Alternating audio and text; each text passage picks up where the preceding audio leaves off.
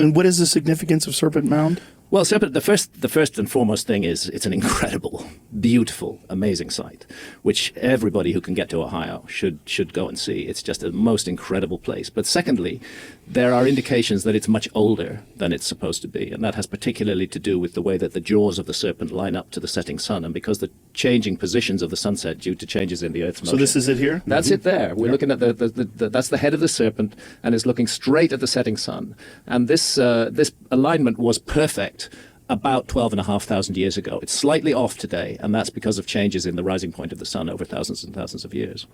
And that's what they don't like. They don't want Serpent Mound to be older. There's one group of archaeologists think it's just 1,000 years old. Another group think, well, maybe it's 2,500 or 3,000 years old. But the notion that it might be 12,000 years old is something they don't want anybody to hear, really. And is the evidence that it's 12,000 years old just based with the alignment of the sun, or is there other evidence? No, there's other evidence as well. There's material from that time that have been found at Serpent Mound, but archaeologists consider it to be irrelevant to the date of Serpent Mound. Yeah, material, like what kind of material? Carbon datable material, objects, bits of wood that were burned. People were there, people were doing stuff. It's clear that that site has been constructed and reconstructed multiple times over thousands and thousands of years. And this is a theme that I've found throughout making Ancient Apocalypse, that when you look at a particular site, what you're looking at is the latest incarnation of that site. But the site itself has been sacred for millennia, and it needs repair, it needs renovation, particularly if it's an earthen mound like Serpent Mound. And so that is a theme that does seem to be repeated even under modern accepted archaeological understandings of ancient sites, like the Parthenon and the Acropolis. Well, less so. Less so in terms of the timeline. Less so in terms of the timeline. I mean, one of the sites we visited for the series is an incredible pyramid in Mexico at a place called Cholula. And it is, in fact, the largest pyramid in the world. Very few people have even heard of it, but it's a much bigger pyramid than the Great Pyramid of Giza in Egypt. It's not as high, but its footprint is massive. So it's a huge, humongous thing sitting there on the ground. And it turns out that inside it are 4 other pyramids that were built on top of what we see and what we see now. What we see now was built on top of those older pyramids. And then at the very heart of it is a sort of sacred spring that seems to have been the reason for the creation of that. And we, again, explore the possibility that the origins of this site may be much older than the archaeological dating.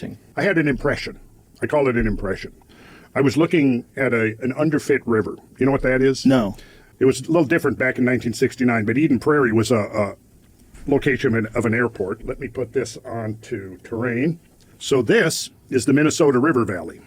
And I was standing, I actually went back and a few years ago, found the spot I was standing, and it was right here on this bluff, looking into this valley. Now, if you go here, you can see there's another side to it over here. And if you look back here, you're going to see this is what's an underfit river. An underfit river is where the modern river is diminutive relative to the channel that it's flowing in. And the channel was part of what they call the spillway of Lake Agassiz, which was a gigantic meltwater lake that formed in that interval that Graham was just talking about. So this is the modern Minnesota River, which is a fairly substantial river, probably close to the Colorado here that runs through Austin. But you can see the channel. The channel is huge relative to the river. A few geologists have worked on it and concluded that the meltwater flow through here was 4,000 times greater than the modern flow of the Minnesota River.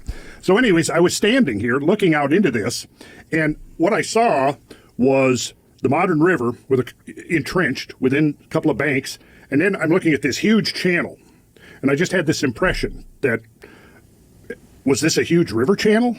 You know how? Because see, when I was looking 3 miles across, there's another set of 200-foot high bluffs matching the ones that I was standing on. And then below me was the modern Minnesota River with its banks, which were like miniature versions of the bluffs.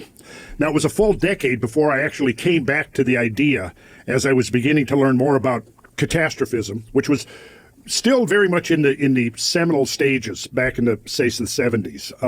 We've learned so much more about the catastrophic history of this planet since then. But then I began to think, well, and this was before I even knew about Glacial River Warren, it was called, which was the flow through here. And you can actually, Graham, we went there. We did indeed. We did. Right up here by Ortonville is Big Stone City.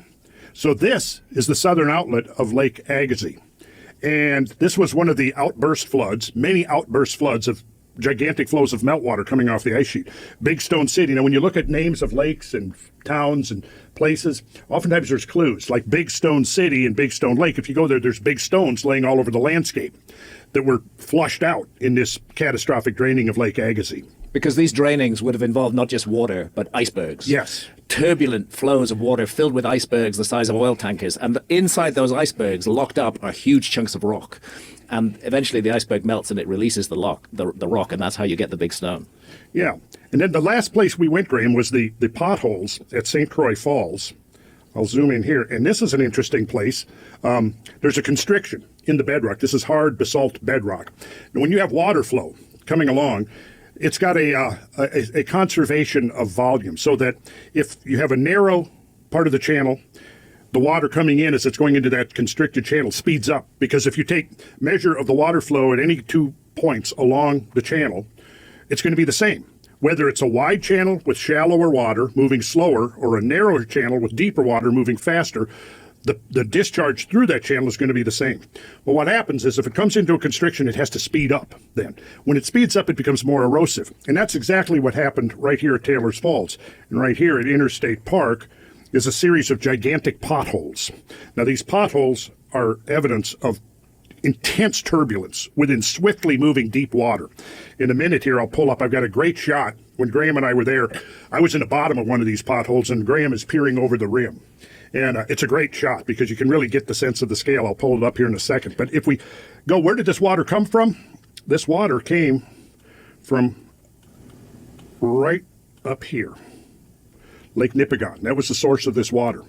And when you go south of Lake Nipigon, the whole landscape is channel scablands, just like Graham and I were seeing out in Washington. Mm-hmm. And this is very convincing evidence of really catastrophic water flows. And I've always thought it's interesting, or at least for the last decade or so, that if you look at the elevation of the land here, you look at the elevation of the land over here, it's the same.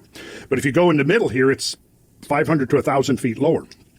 What happened here, there was a major discharge south out of Lake Nipigon, came down through. And I think we should add that Lake Nipigon was discharging because it was filled up with water that came out of the ice cap and yes, filled it up. Yes.